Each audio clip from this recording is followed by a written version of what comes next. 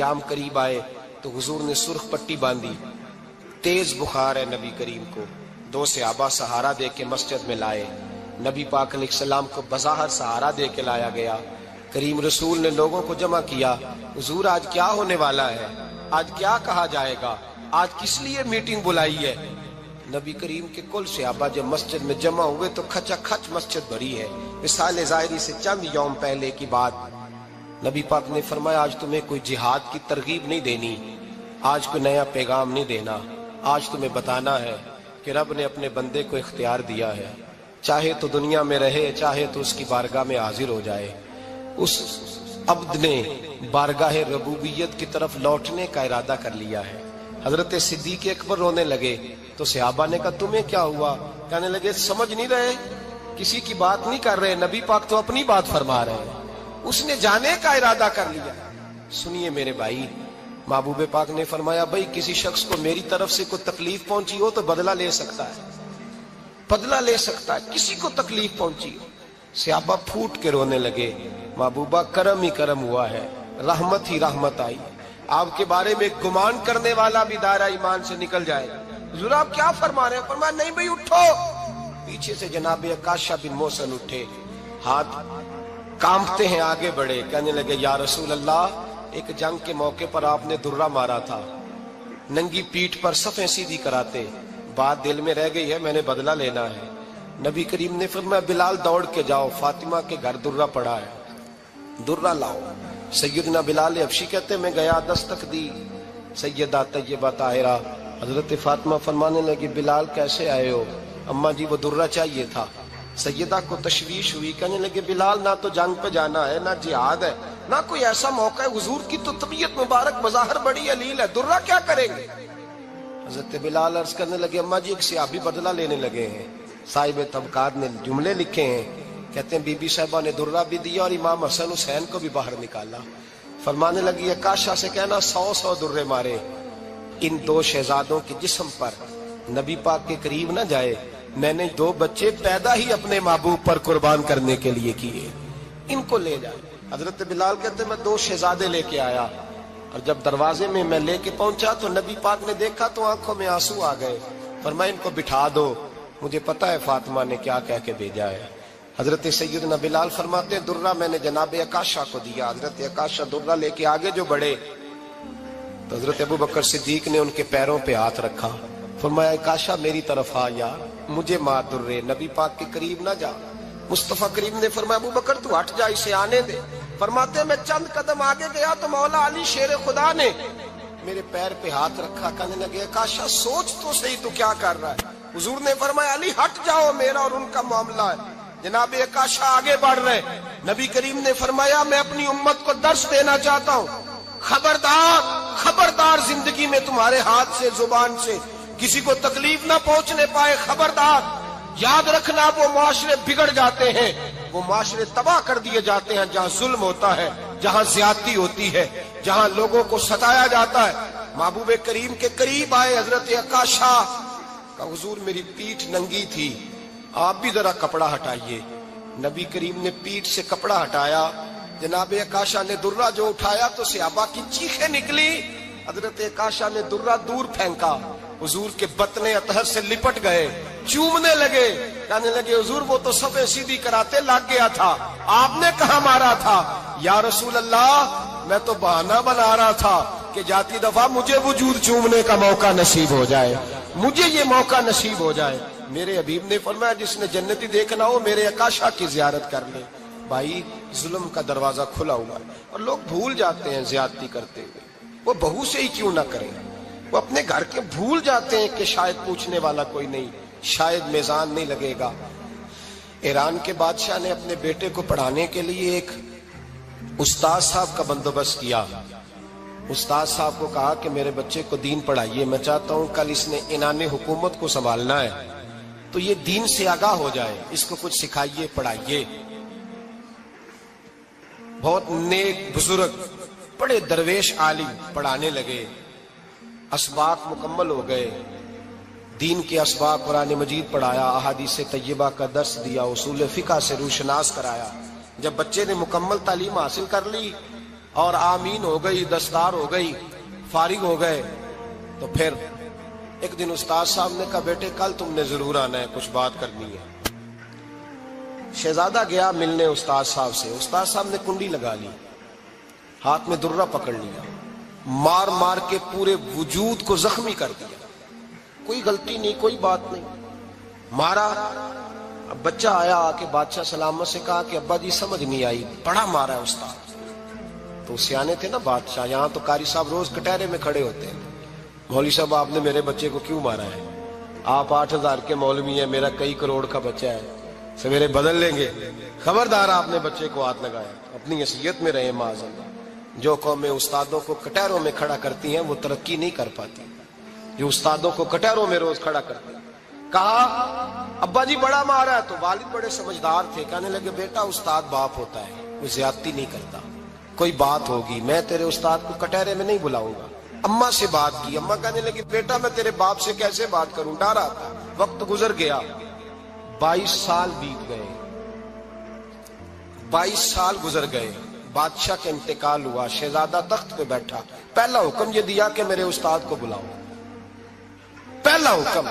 استاد جی بوڑھے ہو گئے تھے، چھڑی کے اوپر ٹیک لگا کے آئے اور بھویں سفید ہو کے جھک گئی تھیں، یوں آنکھ کھول کے بڑی مشکل سے دیکھا، کہنے لگے شہزادے حکم ہو۔ کم میں شہزادہ نہیں، اب میں بادشاہ بن گیا ہوں۔ استاد جی 22 سال بیت گئے، آپ نے مارا تھا، پر وہ درد چونکہ زیادتی کی تھی، میرا قصور کوئی نہیں تھا، تو نہ میری روح سے درد گیا ہے نہ میرے جسم سے گیا ہے، میں بے اختیار تھا، پوچھ نہیں سکتا تھا، آج با اختیار ہوا ہوں۔ سب سے پہلے پہلا حکم آپ کو دیا، بلایا ہے، بتائے کیوں مارا تھا، کیوں مجھے مارا تھا، میری زیادتی بتائے۔ تو استاد، بوڑھے استاد کی آنکھیں آنسوؤں سے بھر گئیں، کہنے لگے بیٹے بس آج کے دن کے لیے مارا تھا، یہ جو دن آ گیا نا میری زندگی میں اس لیے مارا تھا، یہ میں چاہتا تھا میری زندگی میں وقت ہے، آج کے بس میری مراد پوری ہو گئی۔ کہا صاحب کس لیے، مجھے بھی سمجھائے۔ آپ فرمانے لگے کتنی دیر ہو گئی تجھے مار کھائے ہوئے، کتنا زمانہ بیت گیا؟ کہنے لگا 22 سال۔ فرمایا زخم بھولے تو نہیں، درد ختم تو نہیں ہوئی، تمہیں بات ایک منٹ کے لیے بھی تمہارے حافظے سے محو تو نہیں ہوئی؟ کہا استاد جی روز رات کو یاد آتی، روز خیال آتا تھا۔ استاد کہنے لگے بھائی تو بے اختیار تھا، پوچھ نہیں سکا، 22 سال تجھے یاد رہا، مجھے پتا تھا تو ایک دن حکمران بنے گا، میں نے تجھے اس لیے مارا تھا کہ بیٹے یاد رکھنا، کسی پہ ظلم نہ کرنا، اگر تجھے 22 سال تک یاد رہا ہے تو جس پر تو ظلم کرے گا اسے بھی قیامت تک یاد رہے گا، اور یہ یاد رکھنا تو آج با اختیار ہوا تو تو نے مجھے بلا لیا ہے، قیامت کے دن غریب با اختیار ہو جائیں گے، مظلوم با اختیار ہو جائیں گے، وہ با اختیار ہوں گے للہ الواحد القہار، رب کریم کی بارگاہ کے اندر ان کا اختیار ہوگا، اکیلے اللہ کی حکمرانی ہوگی، پھر وہ بلائیں گے بڑے بڑے کج کلا، دنیا میں جن کی پگڑیاں اونچی تھی وہ سر جھکائے کھڑے ہوں گے، دنیا میں جو ڈکٹیٹر بنتے تھے ان کی پشتیں لال ہوں گی، ان کو غدار لکھا جائے گا، قیامت تک نہیں بھولے گا۔ ظلم کرنا تو سوچ سمجھ کے کرنا، اتنا کرنا جتنا تم سہ سکتے ہو، اتنی زیادتی کرنا جتنی قیامت میں تم برداشت کر سکتے ہو۔ میرے نبی کریم صلی اللہ علیہ وسلم نے فرمایا ظلم سے بچو، یہ قیامت کے اندھیروں میں سے ایک اندھیرا ہوگا، زندگی میں زیادتی نہ کریں، اگر تھوڑی دیر کے لیے کوئی چیز برداشت کر جائیں گے تو وہ فائدہ دے جائے گی، کچھ دیر کے لیے اگر سہ جائیں گے تو نفع مل جائے گا، سہنے کی کوشش کریں لیکن زیادتی نہ کریں، نظر کو، سوچ کو، ذہن کو پاک رکھیں، اور میرے بھائی زندگی پوری ظلم سے بچیں، زیادتی سے بچیں۔ امیر المومنین حضرت جناب سیدنا عمر فاروق رضی اللہ تعالیٰ عنہ رات گھر میں تھے تو رونے لگے، بڑی دیر تک روتے رہے، والدہ اٹھی تو صاحبزادے سے کہنے لگی پتہ کرو تمہارے باپ کو کیا مسئلہ ہے۔ شہزادے آئے، کہنے لگے امیر المومنین والد گرامی کیا ہوا؟ تو حضرت عمر فاروق کہنے لگے بیٹا اپنی اماں کو بلاؤ۔ والدہ آ گئی، کیا بات ہے، کچھ طبیعت خراب ہے تو حکیم کا بندوبست کیا جائے۔ تو حضرت عمر کہنے لگے کچھ بھی نہیں، آج مسجد سے نکلا ہوں تو نبی پاک کے صحابہ میری تعریفیں کر رہے تھے۔ یہ حضرت فاروق اعظم کے وصال کے قریب کے دن ہے، تعریفیں تو حضرت یہ رونے کی بات ہے کہ خوش ہونے کی؟ آپ فرمانے لگے نہیں، سوچتا ہوں बाहर तो मैं अच्छा रहा हूं, पता नहीं घर में ही कोई ज्यादती ना हो गई हो, पता नहीं तुम्हारे साथ भी मेरे मामला ठीक थे कि नहीं। सहाबा तो तारीफ करते हैं, रो रहा हूं तुम्हारी वजह से ना उलझ जाऊं, बीवी ही ना कहे मेरा हक ही अदा नहीं किया। ये लफ्ज कहते कहते पहाड़ है ये शख्स, कैसरो किसरा कांपते हैं। हजरत उमर रो पड़े, बीबी से कहने लगे मुझे अल्लाह की रजा के लिए माफ नहीं कर देती, मेरे ऊपर बोझ था उम्मत का, मैं सारी रात मदीने की गलियों में फिरता था, दिन सारा मस्जिद में गुजरता था, मैं तुझे वक्त नहीं दे पाया, माफ नहीं कर देती। तो ज़ौजा कहने लगी नहीं उमर, मैंने भी जिंदगी में अपना कोई सुख चैन नहीं देखा, कोई चाव पूरा नहीं किया, मैं कैसे माफ कर दूं, मैं नहीं माफ करती। हजरत उमर जमीन पे बैठ गए, रोने लगे, कहने लगे चल माफ कर दे। कहने लगी एक वादा करो, कयामत के दिन रब करीम की बारगाह में मेरी सिफारिश करोगे, अल्लाह की बारगाह में अर्ज करोगे कि अल्लाह अच्छी थी, मुझे कपड़े धो के देती थी, रोटी पका के देती थी, मेरी इज्जत की मुहाफिज थी।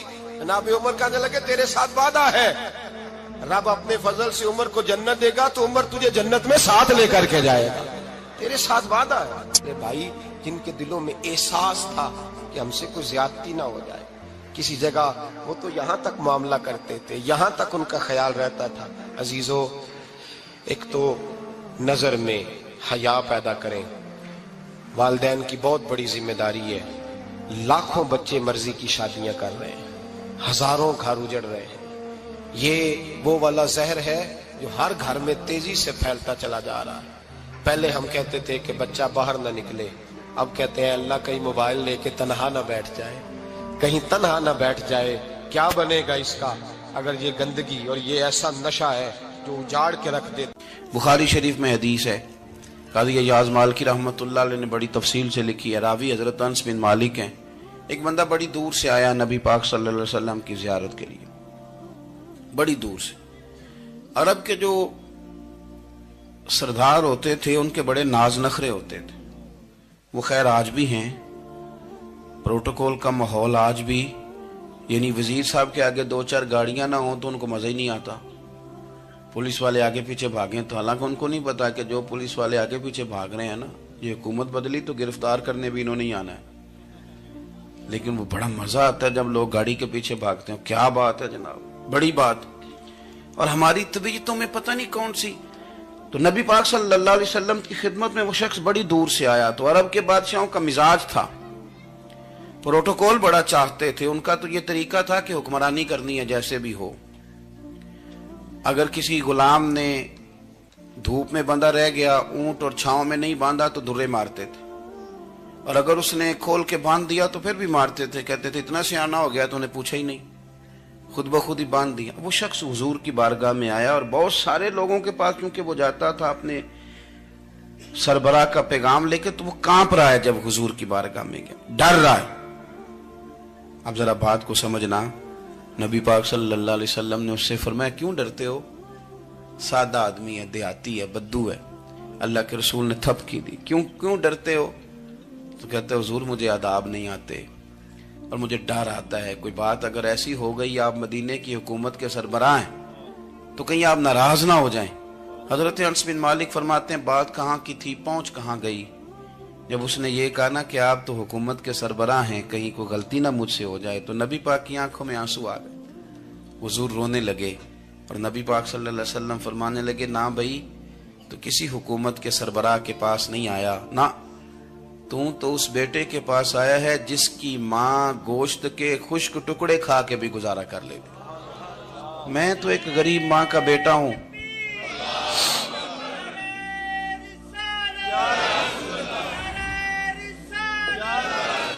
भाई अगर आपका ये ज़ौक बन जाए, देखो ना आज तो लोग भूल जाते हैं ना, कपड़े बदल लेते हैं तो वो समझते हैं कि शायद सारा कुछ ही बदल गया, यानी गांव से आकर पढ़ने वाले भूल ही गए हैं कि किसकी माँ ने कितना जेवर बेचा था। लोग भूल जाते हैं चीजों को, अपने माजी को याद रखें, आप लोगों के साथ प्यार करें, आप लोगों को मौका दें, आप थोड़ी सी और कोशिश करें उस शख्स तक जाने की जो आपको मायूस नजर आ रहा है, परेशान नजर आ रहा है। ये हमें मिलाद वाले महबूब सल्लल्लाहु अलैहि वसल्लम ने दरस दिया। एक और पहलू, हुजूर सैयद आलम सल्लल्लाहु अलैहि वसल्लम ने, हमारे यहाँ ना अभी भी बरादरी की तकसीम है, अभी भी اور کچھ میں نے ایسے کمزور لوگ بھی دیکھے. یہ اس طرح کی حرکتیں ہارے ہوئے لوگ کرتے ہیں. ہارے ہوئے لوگ جو اپنے آپ کو سمجھتے ہیں کہ میں کوئی بڑا آدمی ہوں. بڑا آدمی تو اپنے اخلاق سے ہوتا ہے, اپنے کردار سے ہوتا ہے, اپنی سخاوت سے ہوتا ہے, لوگوں سے پیار کرنے سے ہوتا ہے. باقی یہ کہ بیٹھ کے کہانی سنانا کہ میں بڑا کچھ کرتا ہوں, تو جو کچھ کرتا ہوتا ہے اسے سنانے کی کوئی ضرورت. ایک کو بہت سارے لوگ آپ تعزیت کرنے جائیں نا والد کے انتقال کے بعد, تو ان بیچاروں کو بتانا پڑتا ہے کہ ابا جی میرے بغیر دوائی نہیں کھاتے تھے. تو میں کہتا ہوں اگر تیرے بغیر نہیں کھاتے تھے پھر بتانے کی ضرورت نہیں, پھر تو سارے گاؤں کو پتا ہوگا کہ تیرے بغیر نہیں کھاتے تھے. اور اگر کوئی دال میں کالا ہے تو پھر تیری وضاحت کوئی بندہ قبول نہیں کرے گا. تو آپ کو بتانا کیوں پڑ رہا ہے, اور آپ بار بار اس بات کا ذکر کیوں کر رہے ہیں کہ ہم بہت بڑے قبیلے کے ہیں؟ صاحب اگر آپ بڑے قبیلے کے ہیں تو پتا ہوگا سارے علاقے کو آپ کتنا لوگوں کا خیال کرتے ہیں, آپ کس قدر محبت کرتے ہیں, آپ کا انداز کریمانہ کس طرح کا. پھر آپ کو بتانے کی کوئی ضرورت نہیں ہوتی, پھر خود بخود خبر ہوتی ہے. حضرت سیدنا ابو ذر غفاری رضی اللہ تعالیٰ عنہ, قبیلہ بنو غفار ایک بڑی شاخ تھی قبیلوں میں سے. جو لوگ اس زمانے میں مالدار قبیلوں سے تعلق رکھتے تھے ان میں سے ایک بڑا نام تھا.